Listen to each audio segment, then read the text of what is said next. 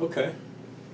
So, if we have another basis we call B prime, and what we've seen is, in general, if we have basis B, a vector x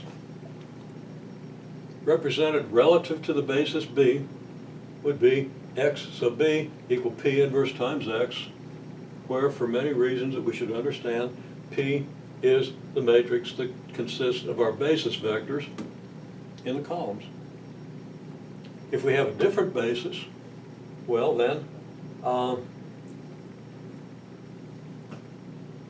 the representation of x with respect to the basis B prime is just the inverse of this matrix, the matrix consisting of the U1 through UN vectors, the vectors in the B prime basis. So, if we want to do x relative to some basis, we form the matrix where the basis vectors comprise the columns, multiply its inverse by the x vector. Okay? And hopefully in terms of everything we see here, we understand exactly what that means. We ask the question now, if the vector x has representation xb prime, then how do we get its representation xb? Or vice versa, but you can work it out either way. Okay? So I ask people to kind of think about this because it's actually pretty simple. But it's in an unfamiliar context and the notation is not totally familiar. So it wouldn't have surprised me if somebody had some good insights, and a couple of people did. It was wonderful. Okay, nobody quite got it, but there are people that I think would have gotten it given a little more time to write things out, jot them down, and think about this whole process. That was quite good. I really enjoyed getting those good responses. Well, we're going to introduce just a little more notation. We introduced a letter for this matrix, P. Well, let's just introduce a letter for this matrix, and what comes after P, Q. So let's call it Q. So matrix P, it consists of the basis vectors from B, and the matrix Q that consists of the basis vectors from B prime. Then we can say this.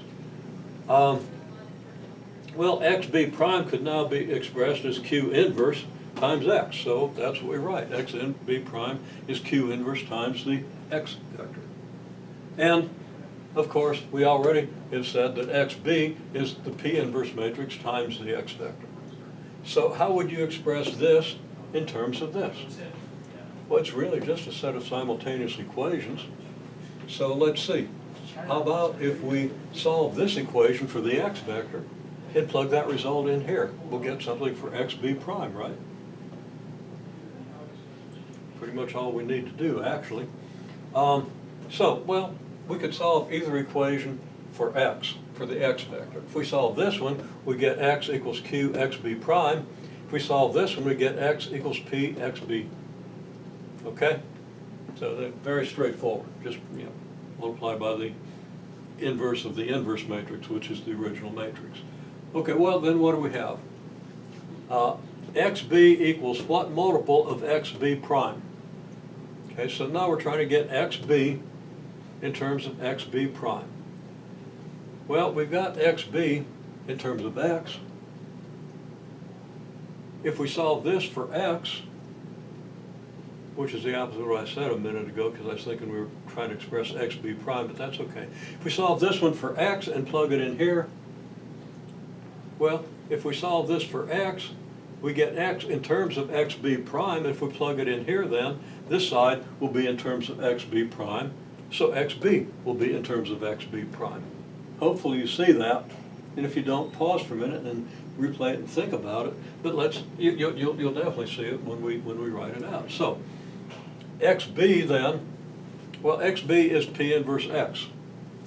But of course x is q xb prime, so xb is p inverse times q xb prime. Well, there you have it. xb is p inverse q times xb prime. That's our result, and that's how we relate the two matrices.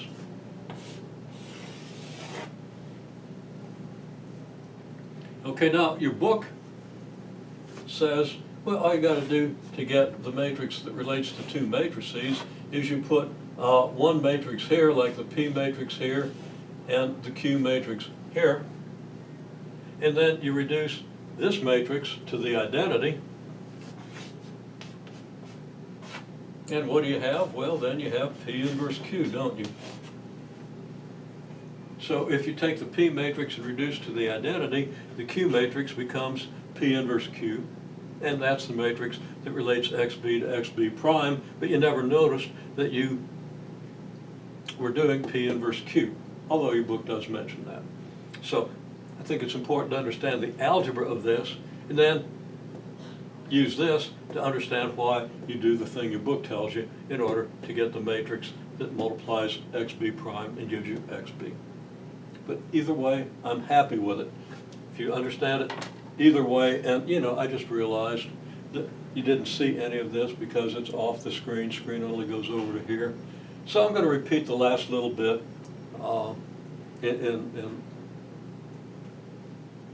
well, no point in making you look at another clip. Let me just repeat it again. Okay? That's one problem with offsetting the board like I did. I don't think you were able to see everything.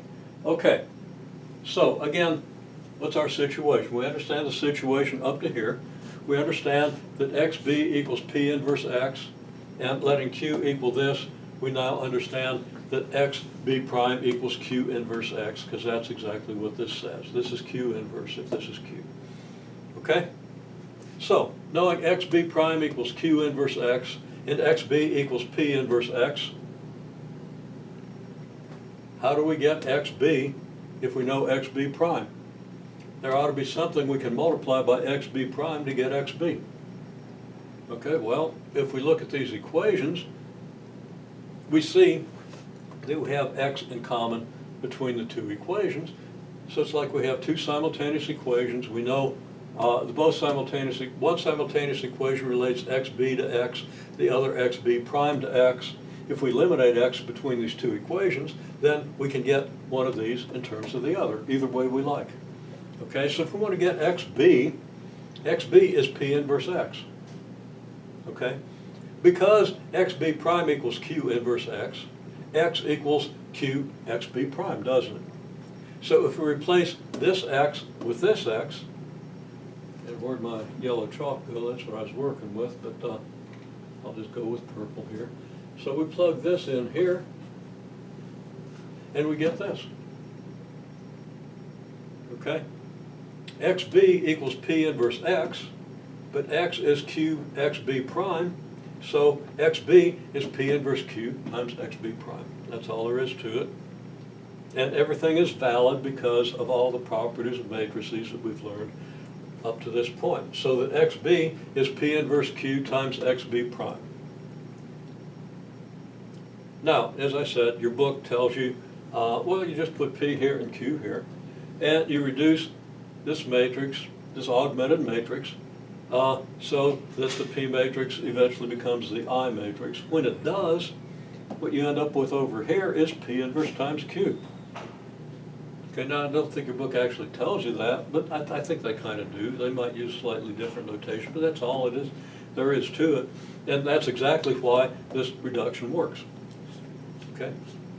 Now you do have to understand that if you reduce this down to I, the steps will reduce Q down to P inverse Q.